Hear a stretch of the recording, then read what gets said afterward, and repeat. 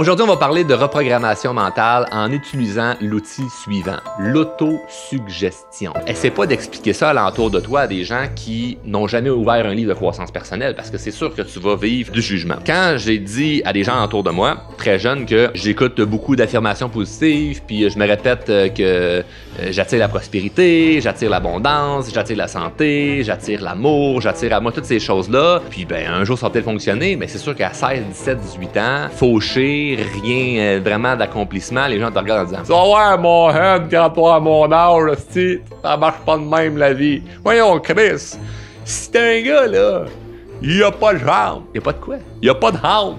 Il y a pas de quoi? Il y a pas de jambes. OK, il y a pas de jambes. OK, toi, t'as pas de dents, lui, il y a pas de jambes. Hein? Non, laisse faire. Il y a pas de jambes, le gars. Le pauvre gars, il a pas de jambes. Puis là, si il dit, dans le miroir, j'ai des jambes, j'ai des jambes, j'ai des jambes. Il y aura pas plus de jambes, le pauvre gars. Pas vraiment ça, le concept. Parce que t'as pas compris. C'est pas ça. C'est pas de se mentir.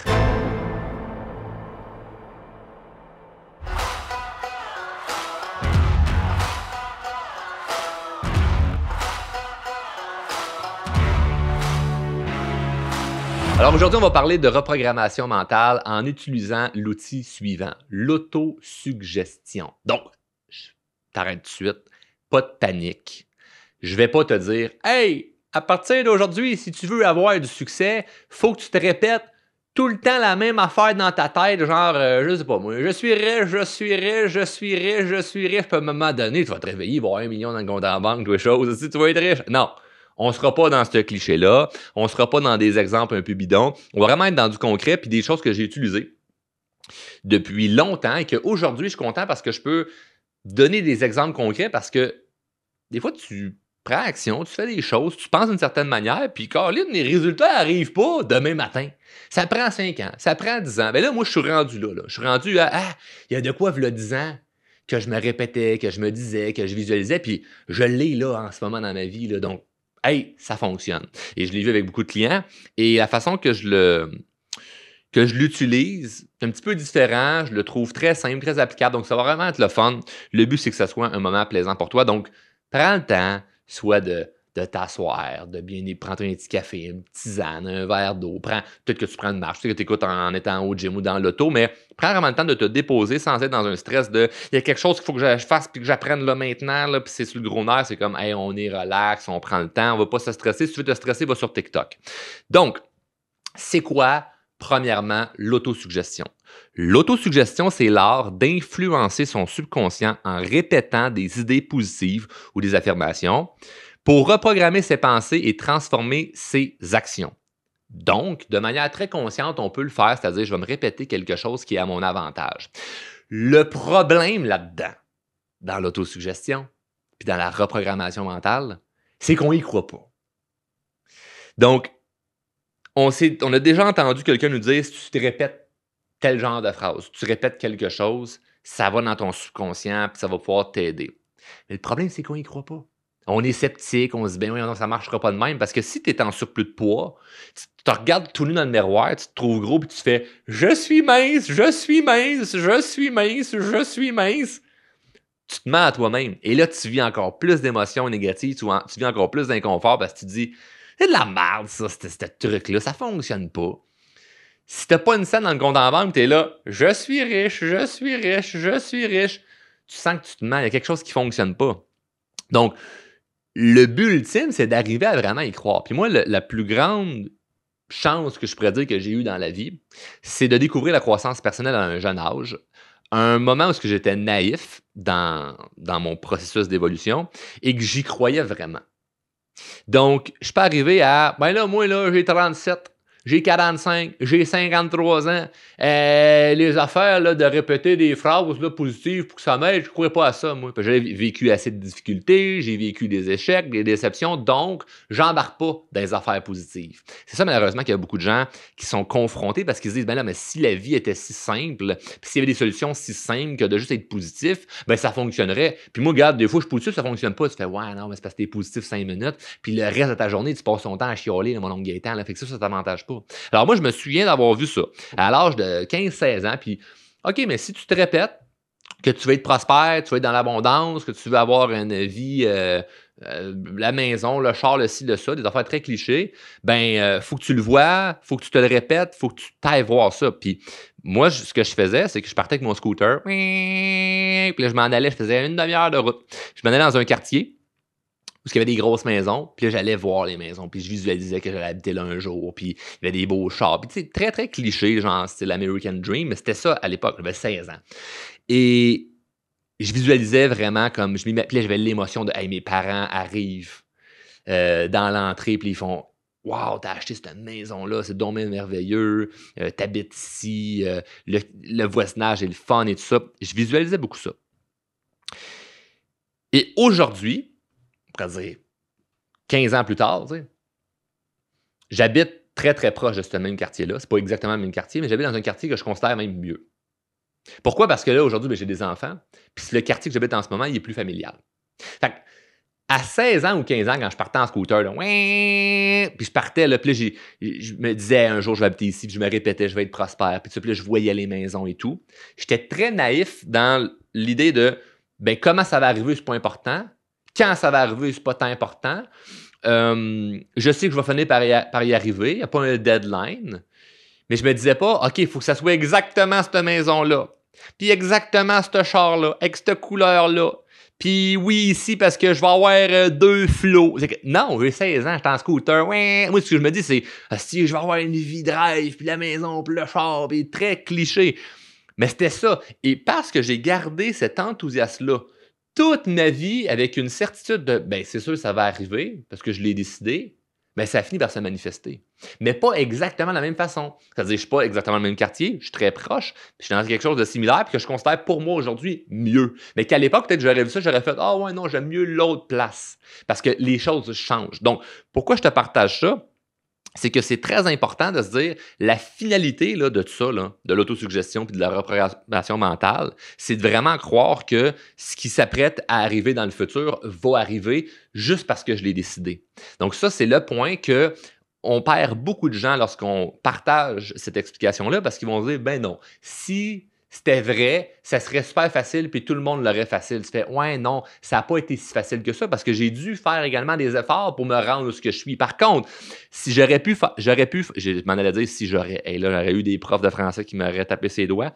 Donc, si j'avais eu la méthode de faut que j'y arrive juste à la dure, puis d'être positif, ça va rien changer, ben, je serais arrivé peut-être à quelque chose de le fun dans la vie, mais avec un chemin beaucoup plus laborieux. Et peut-être que j'aurais pas eu autant, on va dire, de succès que j'ai expérimenté jusqu'à présent dans ma vie parce que j'y vais avec une méthode difficile. Non, mais j'ai juste appliqué les deux. Je me suis mis dans un mental positif en plus de travailler fort. Donc, j'avance en me donnant le plus de chances possible. Je me dis pas, j'ai juste à penser positivement, pas à rien faire, pas à rester écrasé, puis tout va m'apparaître sans avoir absolument rien fait. Mais je me dis pas non plus, cette affaire-là, ça fonctionne pas, il faut juste que je travaille fort. Il y a les deux qui ont marché conjointement ensemble, puis ça l'amène des belles choses. Donc, c'est juste d'arriver à vraiment croire que c'est possible pour nous.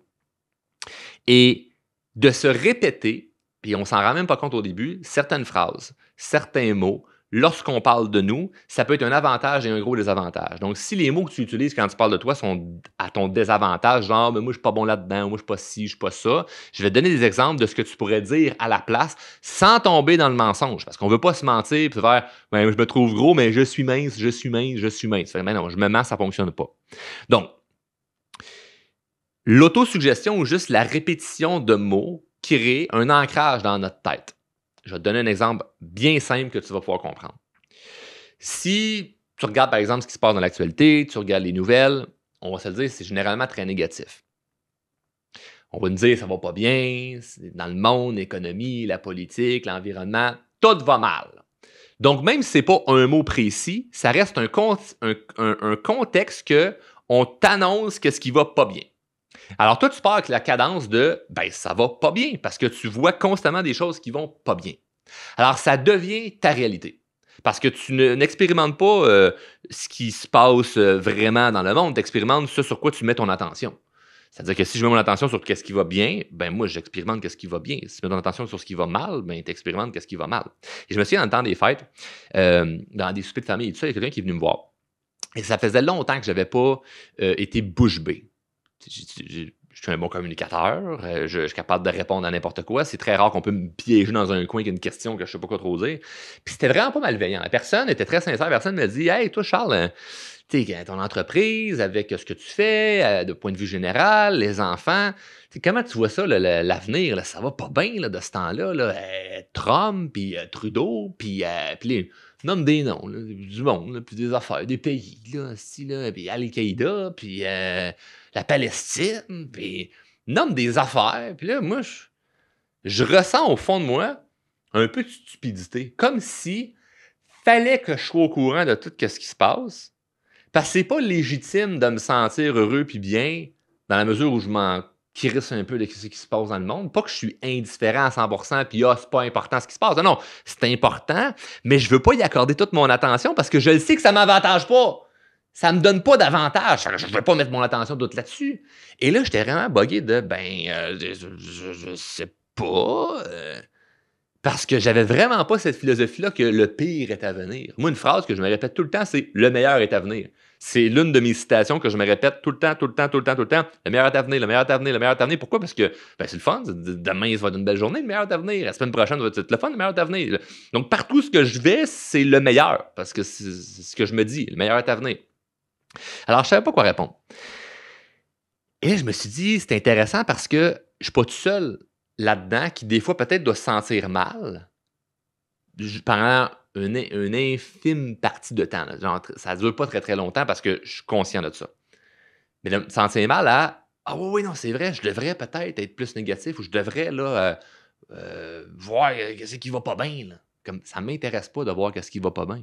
Dès lors que je sens que ça ne va pas m'avantager d'un point de vue santé mentale, d'un point de vue objectif de vie, d'un point de vue pour ma famille, d'un point de vue pour ma santé, d'un point de vue pour mes finances. C'est comme si ça ne m'enrichit pas, si ça n'amène pas plus de bien aux gens autour de moi, qu'est-ce que ça vient? C'est comme tu me donnes une information qui est négative et il n'y a pas de suite. Il n'y a rien d'autre à faire que ça. Hey! Lui, il a dit ça. C'était pas correct de dire ça. OK? Je fasse quoi avec ton information? Un pays qui a décidé de changer telle loi. C'est pas correct, ça. OK, tu veux que je fasse quoi? Donc, si tu veux t'impliquer, parce que tu fais non, Charles, faut faire des choses pour changer les choses, mais va t'impliquer. Implique-toi en politique, implique-toi dans la société, implique-toi pour aider un mouvement que tu portes à cœur. Mais dès lors que c'est pas ça ta mission, moi, c'est pas ça ma mission, bien, pourquoi je mettrais une énergie là-dessus? Si je mets mon attention là-dessus, c'est ce qui devient ma réalité. Donc, moi, je vais mettre mon attention sur des choses beaucoup plus positives. On va voir ensemble comment on fait pour le rendre d'un point de vue beaucoup plus concret. Et c'est sûr que essaie pas d'expliquer ça alentour de toi à des gens qui n'ont jamais ouvert un livre de croissance personnelle parce que c'est sûr que tu vas vivre du jugement. Quand j'ai dit à des gens autour de moi, très jeunes, que « Ah ben moi, j'écoute beaucoup d'affirmations positives, puis je me répète que j'attire la prospérité, j'attire l'abondance, j'attire la santé, j'attire l'amour, j'attire à moi toutes ces choses-là. Puis ben un jour, ça va peut-être fonctionner, mais c'est sûr qu'à 16, 17, 18 ans, fauché, rien vraiment d'accomplissement, les gens te regardent en disant « Ben, tu vas voir mon head quand tu vas à mon âge, ça marche pas de même la vie. Voyons, Chris, si t'es un gars, là, il n'y a pas de jambes. » Il n'y a pas de quoi? Il n'y a pas de jambes. Il n'y a pas de quoi? Il n'y a pas de jambes. OK, il n'y a pas de jambes. OK, toi, t'as pas de dents. Lui, il n'y a pas de jambes. Hein? Non, laisse faire. Il n'y a pas de jambes, le gars. Le pauvre gars, il n'a pas de jambes. Puis là, s'il dit, devant le miroir, j'ai des jambes, j'ai des jambes, j'ai des jambes. Il n'y aura pas plus de jambes, le pauvre gars. Tu fais, ben, c'est pas vraiment ça le concept. Parce que t'as pas compris, c'est pas ça. C'est pas de se mentir. C'est de se dire, hey, peut-être qu'il y a des conditions en ce moment avec lesquelles je suis. Je suis né avec ça. C'est une condition, il m'est arrivé quelque chose. Et ce que je dois faire, c'est pas essayer de comprendre pourquoi ça m'est arrivé puis comment changer ce qui est là. Mais plutôt, qu'est-ce que je fais malgré ça pour rendre mon expérience de vie extraordinaire? Pour faire en sorte que le reste de ma vie, ça soit génial. Donc moi, si, mettons, là, ça m'énerve, je sais pas moi, que je mesure 6 pieds 6, le linge c'est trop petit, les chars c'est trop petit, puis je sais pas. Si tu veux que je fasse, que je me ramasse comme l'autre, pas de hambe, qu'est-ce que tu veux que je fasse?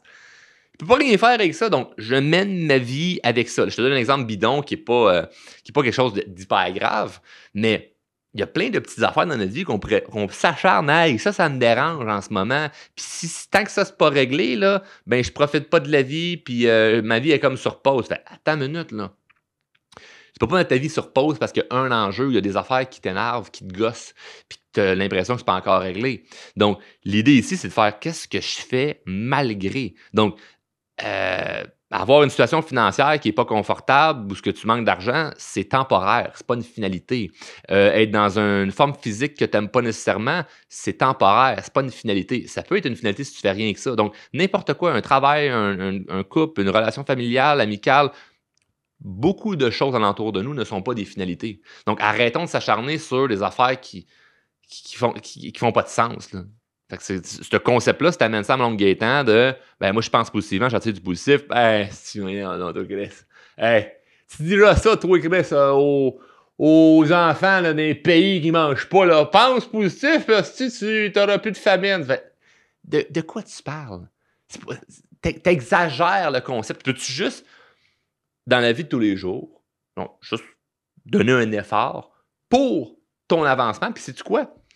Peut-être que en étant plus positif, puis en faisant l'autosuggestion, puis en te reprogrammant mentalement, si à cause, par exemple, de la famine te tient vraiment à cœur, ben peut-être que tu vas réussir à attirer de l'abondance puis pouvoir aider d'autres enfants ou familles dans le monde qui souffrent.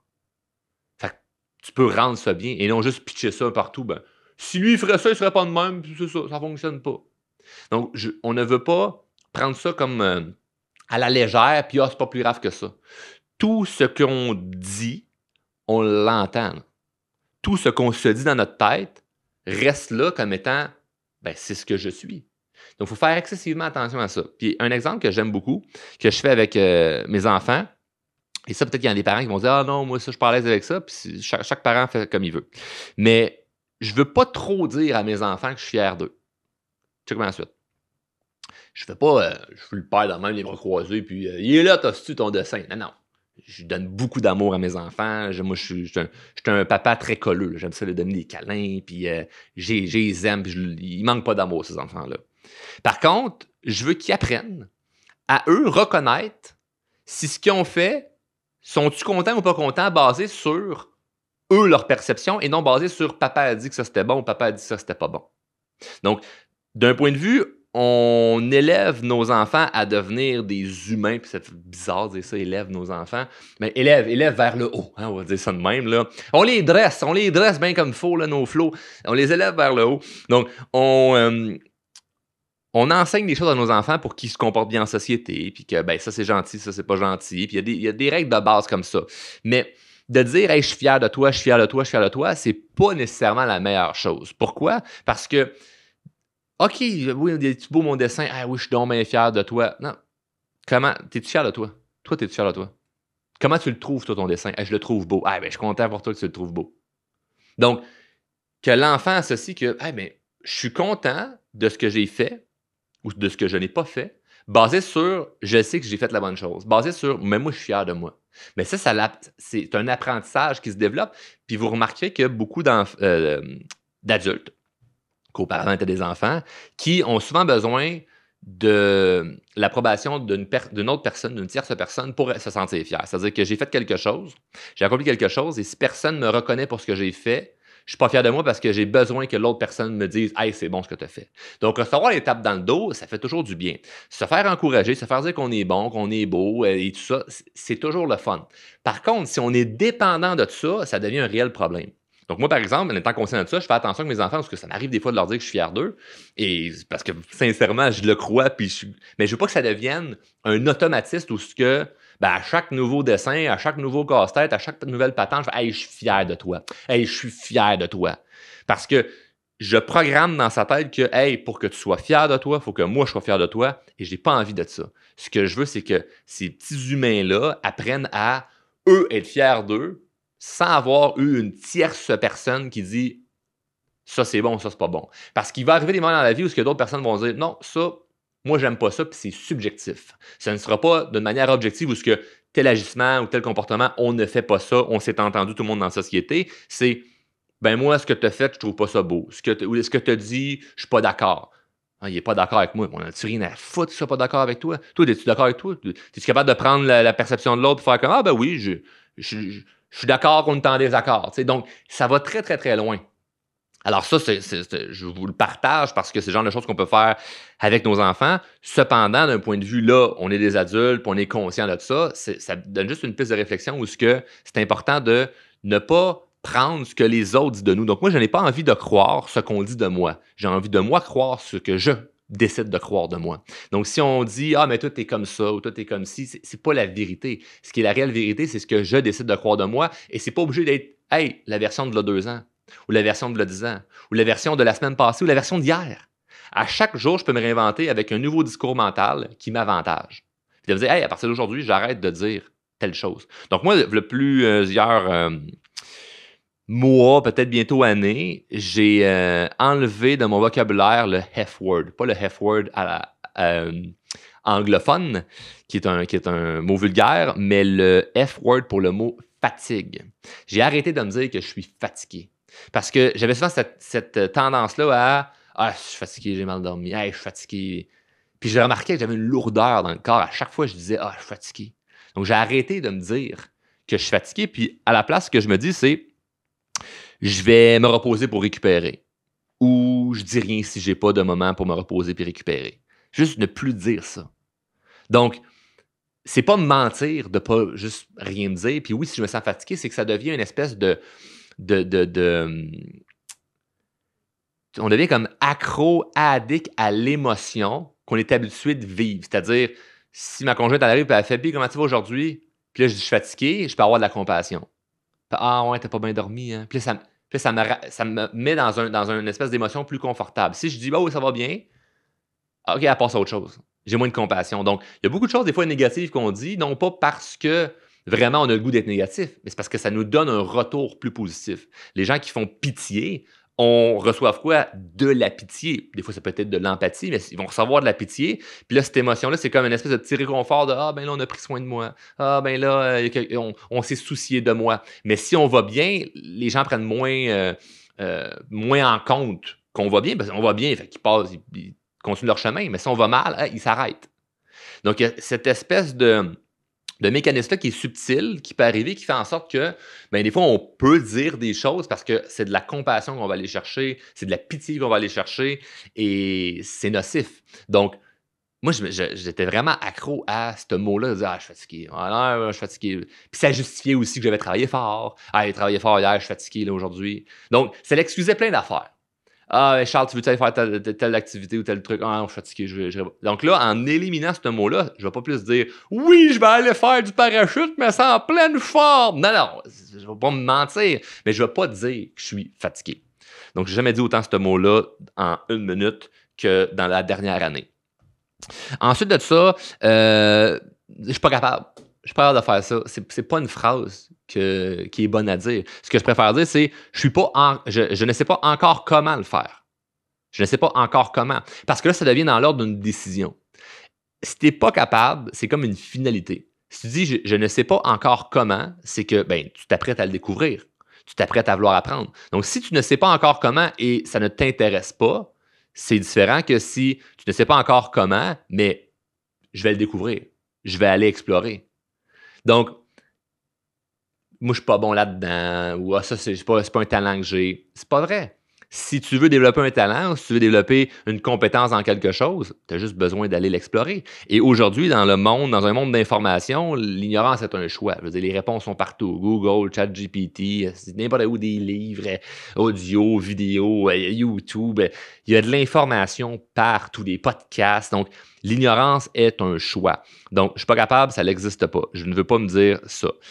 Puis même aussi avec mes enfants, j'essaie de leur enseigner ça parce que des fois, le moi, je ne suis pas capable, il est facile parce que si je dis je ne suis pas capable, mais qu'est-ce qui se passe? Le parent le fait à leur place. Donc, non, c'est pas que tu es capable, tu ne sais pas encore comment, puis je vais te montrer comment, puis on va le faire ensemble. je vais pas m'en sortir ou comme je vais pas réussir. Ce que je préfère dire, c'est quand je vis une période difficile, je traverse une période nécessaire à mon évolution. Donc, au lieu de voir ça comme étant une épreuve tragique finale, je vois ça comme étant c'est une étape. Et je ne comprends pas pourquoi je vis ça en ce moment. Si j'avais le choix de ne pas le vivre, j'aurais choisi de ne pas le vivre, mais c'est là en ce moment, donc c'est une épreuve que je dois traverser pour me rendre à un autre niveau dans ma vie. Donc, ça n'enlève pas le fait que c'est difficile. Je vais le dire, je traverse une épreuve actuellement, mais c'est là pour mon évolution. Donc, il y a une fin dans ma phrase qui est vers le positif. Donc, ce n'est pas que des mots positifs, donc j'y croirais pas. C'est une formulation qui est vraie, mais avec une finalité qui s'en va vers quelque chose qui est optimiste. Donc, de dire je suis pas capable, ça s'arrête là, c'est négatif. De dire je ne sais pas encore comment, ça reste des mots négatifs. Je ne sais pas. C'est comme moi, c'est ne et pas, c'est négatif. Donc, je ne veux pas dire je sais comment, j'y croirais pas. Donc, je ne veux pas dire il faut que j'emploie juste des mots qui sont positifs. Non, il peut y avoir des mots négatifs, mais ça dépend de ta phrase, comment qu'elle se termine. Donc, je ne suis pas capable, que négatif. Je ne sais pas encore comment, mais je peux le découvrir. C'est positif. Parce que c'est vrai, tu ne sais pas encore comment, mais tu vas le découvrir, donc ça termine positivement. En ce moment, je suis une période très difficile, ça l'arrête là. Mais non, en ce moment, je traverse une période difficile, mais qui est nécessaire pour mon évolution. C'est pas la même phrase. Je suis trop vieux ou je suis trop jeune pour faire ci ou faire ça. C'est pas vrai. L'âge n'est pas une barrière. C'est mes décisions qui comptent. Donc, l'âge n'est pas une barrière. J'aime ça aussi me dire que je suis chanceux, que le meilleur est à venir, comme je le disais. Moi, je suis une personne qui est chanceuse. Hey, le meilleur est à venir. Donc, l'exercice que je te propose, c'est le suivant. Plus observer tes pensées et les mots que tu dis. Moi, je le vois avec beaucoup de clients, là, la manière qu'ils se parlent. Ah là, moi j'ai un problème. Mon problème, c'est que je suis quelqu'un qui, puis là, il te diagnostique des affaires ou des termes que quelqu'un d'autre leur a dit parce que je suis, puis il nomme des affaires, des lettres, genre TDA, puis tu fais comme ça vient de où ça? Et là, il nomme des trucs, là, puis là, ça devient vraiment comme une identité alentour de ça. Donc, part de ce qui est le plus simple ou ce que. Si ou les moments que je suis un peu plus négatif, puis c'est pourquoi que je me parle mal, au fond, tu sais. Pourquoi je me parle pas bien et juste de comment je peux faire pour juste renverser ça à mon avantage. Donc, qu'est-ce que je pourrais me dire à la place? Et ça devient une habitude. Et après ça, si ça te dérange parce que tu trouves ça trop difficile, parce que hey, moi, je suis vraiment négatif, il n'y a pas de problème. Par contre, il faut que tu acceptes que ça te ralentit un processus. Ceci n'est pas la seule façon d'arriver à avoir du succès et réussir ce que tu souhaites. Non. Okay? Il y a des gens qui sont négatifs puis qui sont milliardaires. Il y a des gens qui sont négatifs puis qui sont en couple. Il y a des gens qui sont négatifs puis qui sont en santé. Comme c'est pas si tu fais pas ça, tu réussiras pas. C'est plus si tu fais pas ça, tu rends le processus désagréable. Donc ton but, c'est-tu juste, par exemple, d'être riche ou c'est d'être riche et heureux? Ben, Colin, riche et heureux, là. C'est possible. Bon, mais si je fais juste travailler à acharnement dur, puis manipuler les autres, puis je me rends une prospérité financière, ça se peut-tu, je me suis rendu là, mais j'ai perdu des amis, ma famille me parle plus, je suis pas en bonne santé, il y a plein d'autres choses qui arrivent avec ça, là. Donc, je me suis pas avantagé, mais riche et heureux, bon, ben, Caroline, il y a des affaires là-dedans que je vais mettre en application, je vais être plus positif, je vais arriver au même résultat par rapport à la prospérité, mais il y a beaucoup d'autres choses positives qui vont avoir suivi. Donc, c'est beaucoup plus ça, c'est de se dire, je rends le processus plus agréable, je rends ça plus fluide, je me donne juste une chance, c'est-à-dire que au lieu de. C'est un peu comme l'image, tu as sûrement déjà vu l'image là, passer sur les médias sociaux là, de une personne, genre un petit bonhomme là, qui veut pousser un carré, là, genre de grosse brique, là, puis il veut pousser le carré, puis il réussit à le pousser le carré, puis tu as quelqu'un à côté qui prend son carré, puis il transforme ça en roue. Il frappe dessus avec un marteau, puis il transforme ça en roue. Comme, le temps que tu transformes ça en roue, l'autre avec le carré a le temps d'avancer un peu plus que toi. Mais une fois que ta roue est devenue une roue, ça avance beaucoup plus fluidement. Ben, l'autosuggestion, moi, je le vois comme ça. C'est-à-dire que pendant une couple de mois, années, tu vas devoir former ta roue. Ou ce que tu vas avoir l'impression que ça avance pas nécessairement. Parce que l'autre à côté de toi, qui est négatif, il avance pareil. Mais il avance pas avec une cadence qui va créer du momentum. Il avance avec une cadence qui crée de l'épuisement. C'est pas la même chose. Donc, de prendre le temps de dire, hey, moi, je veux juste m'avantager puis bien me reprogrammer mentalement, là, où ce que je vais arrêter d'être négatif puis d'avoir un discours qui est négatif envers moi-même, puis envers les autres, puis envers la vie, ben, je vais travailler sur cet aspect-là de être plus positif, utiliser des mots qui sont à mon avantage, utiliser la visualisation, me voir réussir ce que je souhaite réussir. Donc, tu travailles ton carré, tu le transformes en rond. Ça prendra 6 mois, 1 an. Pendant ce temps-là, la vie, elle n'arrête pas, là, tu peux continuer à faire autre chose. Mais juste pour l'image, c'est que tu crées cette espèce de rond-là, cette roue-là, au lieu d'une grosse un gros rectangle ou carré de pierre, là, c'est rendu vraiment comme une grosse boule. Mais ça va, une fois que tu vas commencer à pousser ça, il faut que tu pousses quand même. Ça ne sera pas que tu donnes une poussée et ça s'en va. Il faut que tu pousses quand même. Mais tu risques de rattraper ceux qui sont avec un carré et sont là en train de s'épuiser avec ça. Là, ça, tu vas créer un momentum. Là. Puis tu vas courir en arrière, puis il y a un élan qui se crée, puis c'est le fun, puis tu pousses la roue, puis ça va bien. Mais il faut prendre le temps de créer cette roue-là. Si on ne prend pas le temps de la créer parce qu'on se dit, j'ai pas le temps, je suis trop occupé à pousser ma grosse brique carrée, ben, tu as un faux sentiment d'avancement parce que tu t'épuises au passage. Donc, moi, j'ai connu des gens avec beaucoup de succès, mais qui étaient très négatifs et ça vient leur coûter cher dans leur vie. Ça leur coûte cher en santé, ça leur coûte cher en relation, ça leur coûte cher. À quelque part, ils payent le prix. Donc, c'est pas ça qu'on veut. On ne fait pas la croissance personnelle juste pour atteindre un objectif. C'est pas, mon objectif, c'est d'être en couple, être heureux en couple, c'est juste ça. Ben non, il y a plein d'autres choses que tu veux créer en toi dans ta vie. Donc, si tu veux une sorte d'abondance sur tous les plans de ta vie, clairement que la façon dont tu vois la vie, puis la façon dont tu décides de pousser ton attention sur hey, ce qui m'avantage versus ce qui me désavantage, va donner un élan qui va être phénoménal. Donc, on peut expérimenter les deux, c'est-à-dire pendant une certaine période de temps, je me sens plus négatif à cause qu'il est arrivé quelque chose. Puis c'est bien correct. C'est pas parce que là, tu es négatif pendant 1 semaine, 2 semaines, 3 semaines, 1 mois, 6 mois, parce qu'il y a une situation X dans ta vie, ça vient tout scraper les efforts que tu as déjà faits. C'est pas comme ça que ça fonctionne. Dès aujourd'hui, là, si tu fais juste changer ton regard, là, puis tu dis OK, j'observe plus ce qui m'avantage, j'observe ce qui est plus positif, ça commence déjà à t'avantager. La roue, elle se crée déjà. Donc, c'est pas obligé d'être compliqué. Et parce que c'est simple, ben, il y a beaucoup de personnes qui vont continuer à ne pas vouloir utiliser ce genre de stratégie-là parce qu'ils se disent, ben non, c'est trop simple. Parce qu'au final, ça reste une décision. Tu décides d'être négatif ou tu décides d'être positif. C'est vraiment une pure décision. Donc, puisque c'est simple, ben, on ne peut pas l'utiliser parce qu'on préfère trouver le truc bien compliqué, mais qu'il faudrait qu'il soit simple à faire. T'sais.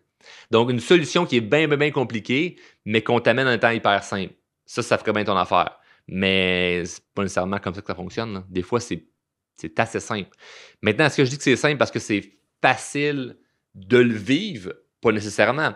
Mais c'est facile comme raisonnement. C'est facile comme approche. C'est hey, voici une façon de penser négativement, pas à ton avantage, et voici une façon de penser positivement à ton avantage. Choisis laquelle que tu as le goût d'utiliser aujourd'hui. Elle ou elle. Ah, elle. Parfait. Je me mets dans une intention qu'aujourd'hui, je vais être plus positif que négatif. Peu importe ce qui va m'arriver, je vais être dans la bienveillance, puis l'amour de soi, puis je vais être sans jugement envers les autres. Parfait, je pars avec ça. Bon, ben, ça te donne un avantage. Ça te donne un avantage tout simplement. Donc, c'est pas quelque chose qui est dans de la lourdeur puis qui rend ça difficile. Donc, l'autosuggestion, c'est l'art d'influencer son subconscient en répétant des idées positives ou affirmations pour reprogrammer ses pensées et transformer ses actions. Donc, c'est sûr que je pourrais te dire, il y a une façon, mettons, écoute tel audio, j'ai des audios, moi, que je me suis fait de choses que je me répète puis pour me réécouter ou des audios que j'écoute pour réentendre toujours la même chose qui me met dans un état d'esprit désiré, ou ce que là, je suis en gratitude, ou là, je suis je suis motivé, là, je suis en inspiration, là, je me sens plus créatif. Donc, il y a des audios comme ça que j'écoute. Parfois, je le fais également via la méditation. Mais on n'a même pas besoin de se rendre là présentement. Parce que quand même bien que tu médites 1 heure par jour, ou que tu visualises positivement 1 heure par jour, si le reste de ta journée, t'es négatif puis tu chiales, ton 1 heure ne sert à rien. C'est pareil comme si tu dis je m'en vais 1 heure au gym, puis après ça, tu passes le reste de ta journée à être écrasé sur le divan, manger des chips, puis boire de la liqueur. C'est comme ton 1 heure d'entraînement physique a compté à rien parce que tu l'as bousillé après ça avec d'autres ajustements qui sont contraires à ce que tu souhaites initialement. Donc, c'est bien correct là, de dire, OK, la pensée positive pendant une demi-heure par jour. Ouais, mais c'est parce que le but, c'est de rester dans cet état-là toute la journée. Par exemple, en méditation, là, les objectifs, c'est de une fois que tu sors de ta méditation, de rester dans cet état-là, par exemple de gratitude, d'inspiration, de bienveillance, c'est de garder cette vibe-là, cette énergie-là pour le reste de la journée. Si tu médites pendant 1 heure, tu visualises pendant 1 heure, puis après ça, tu passes le reste de ta journée à chialer, tu peux pas dire comme ça marche pas en méditation, mais en visualisation. C'est pas en écoutant 5 minutes de pensée positive ou d'affirmation positive qu'après ça, le reste de la journée, il est seté, puis que tu continues de chialer. Donc, tu peux pas écouter un podcast comme là en ce moment en disant ouais, je vais être plus positif, puis à klaxonner le monde dans le trafic. C'est pas cohérent. Donc, il y a vraiment une cohérence qui doit se créer. Et les exemples que je t'ai partagés, ben, pars d'où ce que tu es.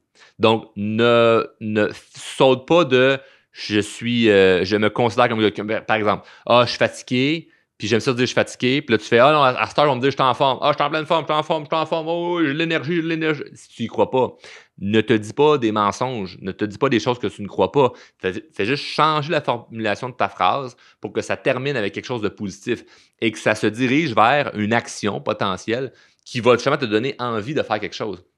Donc, quand j'allais voir les maisons là, à l'âge de 16 ans, là, puis je partais en scooter, puis j'écoutais là, du Tony Robbins, j'écoutais des audios de motivation, puis je regardais les maisons, puis je visualisais d'habiter là et tout ça. Ben, ce que ça créait, c'est qu'il y avait une immense énergie en moi d'inspiration, puis de wow, c'est sûr ça va arriver parce qu'ils disent dans les livres puis dans les audios que si tu visualises puis tu le vois puis tu l'incarnes, tu vas l'avoir. Puis j'avais cette naïveté-là et je l'ai encore aujourd'hui. Je l'ai gardée parce que je sais que ça fonctionne. Mais comme j'étais dans cette ambiance-là, je me disais, je me sentais bien, je me sentais heureux. C'est comme si c'était déjà là. C'est comme si l'argent était déjà dans le compte, il me manquait juste de trouver la carte débit pour retirer cet argent-là. C'est comme c'est déjà là, ça existe déjà, il faut juste que je m'y rende.